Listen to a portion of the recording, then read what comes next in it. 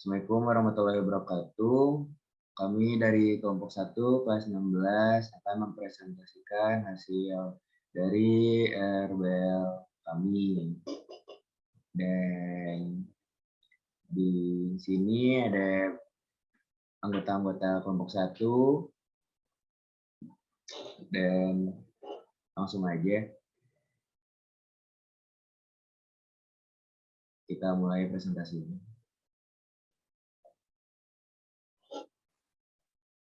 Tujuan dari percobaan ini, yang pertama adalah menentukan perbandingan nilai perubahan momentum antar variasi lompatan.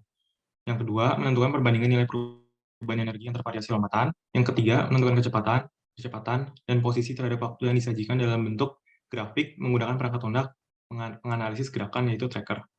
Dan yang keempat, menentukan perbandingan hasil dari variasi lompatan dan menentukan variasi yang menghasilkan lompatan tertinggi. Selanjutnya untuk alat dan bahan, di sini kami menggunakan dua alat dan bahan, yaitu gawai dan aplikasi tracker. Untuk gawai sendiri digunakan untuk mengambil video sebagai bahan untuk analisis. Kami menggunakan aplikasi kamera pada gawai. Lalu ada aplikasi tracker. Aplikasi tracker digunakan untuk mengetahui informasi yang diperlukan dalam analisis, seperti kecepatan, A, dan lain-lain. Nah, itu saja ketika maksimum itu. Oke, selanjutnya. Kemudian adalah prosedur. Pada percobaan kali ini terdapat dua variasi lompatan yang diujikan, yaitu counter movement jump dan squat jump.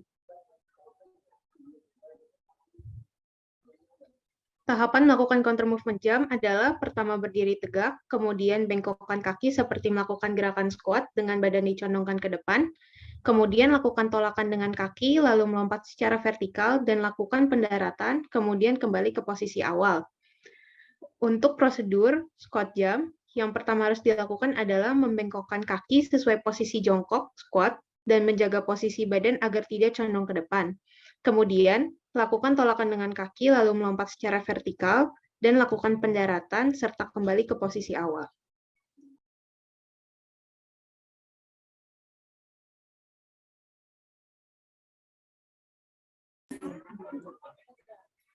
Selanjutnya, hal yang perlu dilakukan.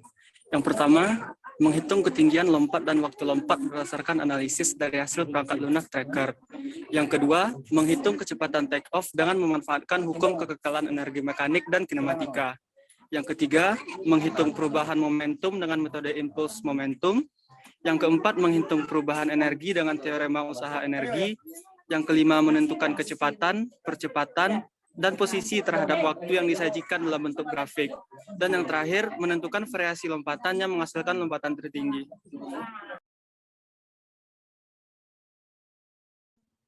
Lalu yang selanjutnya saya akan menjelaskan tentang metode penghitungan kekekalan energi mekanik. Nah, dengan kekekalan energi mekanik ini kita bisa menghitung dengan meninjau titik A dan titik B untuk mencari V take off. Pada saat posisi center of mass ada di titik A, ketinggiannya itu sama dengan 0. Maka energi potensial yang dihasilkan adalah 0. Lalu saat posisi center of mass-nya ada di titik B, maka kecepatannya itu sama dengan 0. Jadi energi kinetiknya itu sama dengan 0. Lalu kita dapatkan energi kinetik A sama dengan energi potensial di B. Lalu kita turunkan rumusnya, yaitu menjadi setengah mv take off kuadrat sama dengan mgh. Jadi didapatkan rumus v take off adalah akar 2gh. Nah, karena h dan g-nya sudah diketahui, maka masing-masing data bisa didapat.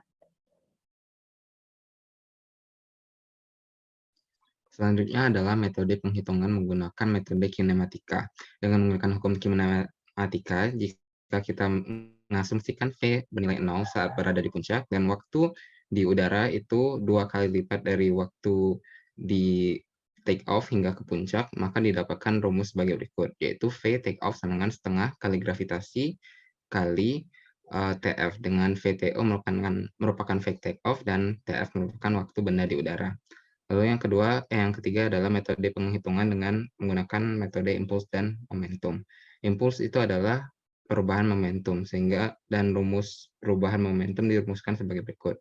Delta P sama dengan M kali V2 kurang V1, dengan V2 merupakan V pada di puncak, yaitu 0, dan V1 adalah V take off. Lalu metode penghitungan lainnya yaitu teorema usaha energi. Pemanfaatan teorema usaha energi pada percobaan ini adalah gaya konservatif akibat gravitasi, sehingga kita dapat menghitung perubahan energi sebagai gaya konservasi sama dengan energi potensial.